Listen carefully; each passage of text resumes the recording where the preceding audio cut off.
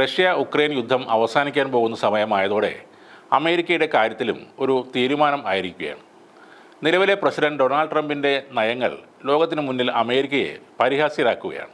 ഇത്രയും കാലം ഉക്രൈൻ്റെ കൂടെ ഉറച്ചു നിന്നിരുന്ന അമേരിക്ക പെട്ടെന്നായിരുന്നു കാലുമാറി റഷ്യയുമായി ബന്ധം സ്ഥാപിക്കാൻ ശ്രമിച്ചത്. അങ്ങനെ ഉക്രൈനെ കൈയൊഴിയുകയും ചെയ്തു. റഷ്യയെപ്പോലെ ശക്തനായ ഒരു രാജ്യത്തെ പിണക്കിയാലുണ്ടാകുന്ന പ്രത്യാഘാതങ്ങൾ ഓർത്തിട്ടാണ് ട്രംപ് അങ്ങനെ ഒരു നടപടി സ്വീകരിച്ചത്. അതിനിടയിൽ കൂടെ നിന്ന സഖ്യകക്ഷികളെല്ലാം വെറുപ്പിച്ച അമേരിക്കയെ രക്ഷകൻ എന്ന സ്ഥാനത്ത് നിന്നും പുറത്താക്കാനുള്ള ശ്രമത്തിലാണ് ഇപ്പോൾ നാറ്റോ രാജ്യങ്ങൾ.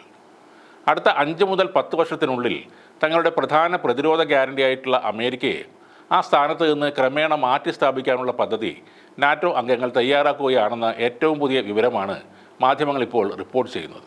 ബ്രിട്ടൻ, ഫ്രാൻസ്, ജർമ്മനി, നോർഡിക് രാജ്യങ്ങൾ എന്നിവർ ഇപ്പോൾ സൈനിക സാമ്പത്തിക സഹായങ്ങൾ പ്രദാനം ചെയ്യുന്ന അമേരിക്കയിൽ നിന്ന് ആ പദവി മാറ്റി സ്ഥാപിക്കാനുള്ള നിർദ്ദേശത്തെക്കുറിച്ച് ചർച്ചകൾ നടത്തിവരികയാണെന്ന് ഫിനാൻഷ്യൽ ടൈംസ് റിപ്പോർട്ട് ചെയ്തു. ഈ ജൂണിൽ ഹേഗിൽ നടക്കുന്ന നാറ്റോയുടെ വാർഷിക ഉച്ചകോടിക്ക് മുമ്പ് അമേരിക്കയ്ക്ക് മുന്നിൽ ഈ നിർണായക കാര്യം അവതരിപ്പിക്കുക എന്നതാണ് ആത്യന്തിക ലക്ഷ്യമെന്ന് റിപ്പോർട്ടിൽ പറയുന്നു. പ്രതിരോധ ചെലവ് വർദ്ധിപ്പിക്കുന്നതിനും സൈനിക ശേഷി വർദ്ധിപ്പിക്കുന്നതിനുമുള്ള യൂറോപ്യൻ യൂണിയൻ്റെ ഭാരിച്ച ഉത്തരവാദിത്തങ്ങൾ ഏറ്റെടുക്കാതെ ഡൊണാൾഡ് ട്രംപ് അത് യൂറോപ്യൻ രാജ്യങ്ങൾക്ക് കൈമാറുന്നതിന് സമ്മതിക്കുമെന്നാണ് നാറ്റോയുടെ കണക്കുകൂട്ടൽ. അതോടെ അമേരിക്കയ്ക്ക് ഏഷ്യയിൽ കൂടുതൽ ശ്രദ്ധ കേന്ദ്രീകരിക്കാൻ കഴിയുമെന്നും യൂറോപ്യൻ രാജ്യങ്ങൾ കണക്കുകൂട്ടുന്നു. നാറ്റോ അംഗരാജ്യങ്ങൾ പ്രതിരോധ ചെലവ് GDPയുടെ 5% ഉയർത്തണമെന്ന് ട്രംപ് ആവശ്യപ്പെട്ടിരുന്നു. സഖ്യകക്ഷികളുമായുള്ള അസന്തുലിതമായ ബന്ധം ഇനി അമേരിക്ക സഹിക്കില്ല എന്ന് അമേരിക്കൻ പ്രതിരോധ സെക്രട്ടറി പീറ്റ് ഹെഗ്സെത്ത് പറഞ്ഞു. അതായത് വെറുതെ ഇനിയും കോടിക്കണക്കിന് ഡോളർ ചെലവാക്കാൻ ഡൊണാൾഡ് ട്രംപ് തയ്യാറല്ലെന്ന് തന്നെയാണ് പറയുന്നത്. ഇപ്പോൾ ഫ്രഞ്ച് പ്രസിഡന്റ് ഇമ്മാനുവൽ മാക്രോണും ബ്രിട്ടീഷ് പ്രധാനമന്ത്രി KS സ്റ്റാർമറും ഇച്ഛാശക്തിയുള്ളവരുടെ സഖ്യം എന്ന പദ്ധതിയിൽ പ്രവർത്തിക്കുന്നുണ്ട്.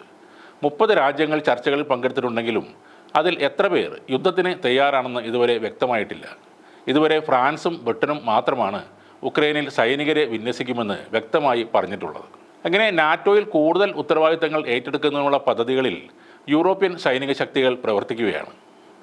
നാറ്റോയുടെ വാർഷിക ബജറ്റായ $3.5 ബില്യൺ 16% നിലവിൽ അമേരിക്കയാണ് നൽകുന്നത്. കൂടാതെ യൂറോപ്പിലുടനീളം 80,000 മുതൽ 1,00,000 സൈനികരെ അവർ വിന്യസിച്ചിട്ടുണ്ട്. നാറ്റോക്കായി പണം മുടക്കാൻ ഇനിയും ട്രംപ് തയ്യാറില്ലാത്ത പക്ഷം യൂറോപ്യൻ രാജ്യങ്ങൾ തന്നെ നാറ്റോയുടെ മേധാവിത്വം ഏറ്റെടുക്കുമെന്നാണ് സൂചനകൾ. 5 അല്ലെങ്കിൽ കൂടിപ്പോയാൽ 10 വർഷം കൊണ്ട് അമേരിക്ക ഇല്ലാത്ത നാറ്റോ സഖ്യമാകും ഉണ്ടാകുന്നതെന്നാണ് ഇപ്പോഴത്തെ കണക്കുകൂട്ടൽ.